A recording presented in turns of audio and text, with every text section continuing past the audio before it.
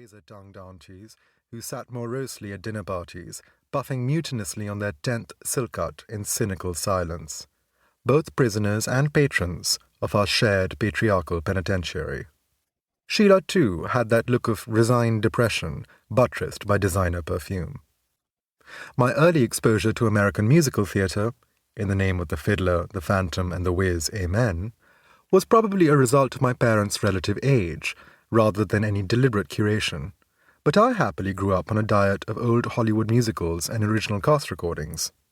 It later came as a slight shock to discover how much of a gay cliché my interests were considered when I finally moved abroad, but my deep familiarity with Broadway tunes freaked out enough white gay men to be well worth the time. How did you even watch a chorus line in Pakistan? A hipster named something unforgivable like Hunter might ask me in a dimly lit Brooklyn restaurant. From his expression, you'd think I'd just revealed I ran a low-end wine bar in Kabul called Bacon and Booze. We had VCRs in Pakistan. Isn't Pakistan against, musicals?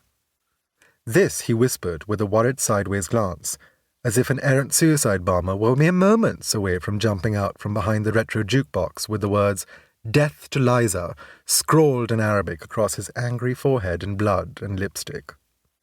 "Only Starlight Express," I replied, but Hunter didn't get the joke. Of course, what he was really asking was, how were you gay in Pakistan?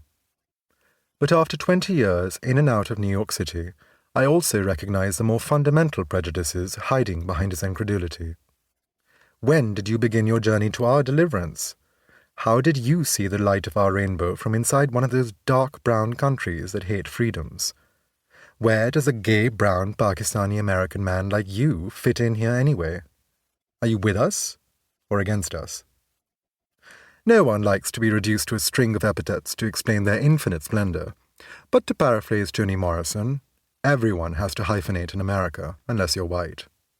Hyphens are the price of my admission through the gates of the American dream, and also why, after 2 decades, I still feel perpetually outside its vague but promised deliverance. I grew up being told I was too gay to be Pakistani, so I left, only to be told I was too Pakistani to be gay.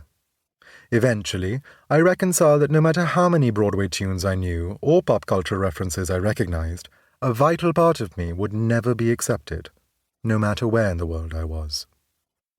I'm not sure when exactly in my childhood I internalized the belief that it was fundamentally wrong for me to find love. But in the late 80s, the world was as hostile to queers as it was to minimalist makeup. TV and movies both assured me that the answer to the unending question of my gayness, the answer to any question really, was waiting in the United States of America. There, and only there, would I be free, accepted, and loved. It would take 3 decades, 2 passports, and an unfortunate perm to discover that homophobia is no more problem solved by geography than any other kind of hatred.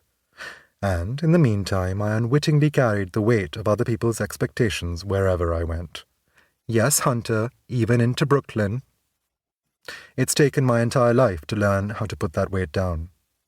And it will take the rest of my life to keep it there. So, if you must know how I loved musicals in Pakistan, the question you're really asking is how I found the courage to be myself, no matter where I was.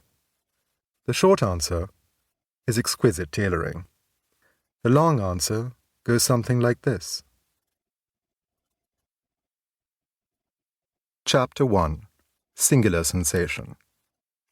"It's my toy," I shouted, but Tara snatched the tiny plastic mermaid out of my hand and squatted in the corner of her room like a venomous toad. "You shouldn't even have a mermaid doll," Tara snarled. "Mermaids are for girls. Are you a girl?" "It's still mine," I reminded her for the record. There is always a record. "I'm going to tell everyone you're a girl then," she said. "Komail is a girl, Komail is a girl, Komail is a girl." "You're adopted," I said, watching helplessly as Tara mangled the mermaid fins I'd spent the last half hour moulding into an arc of graceful whimsy. "I hope you know that."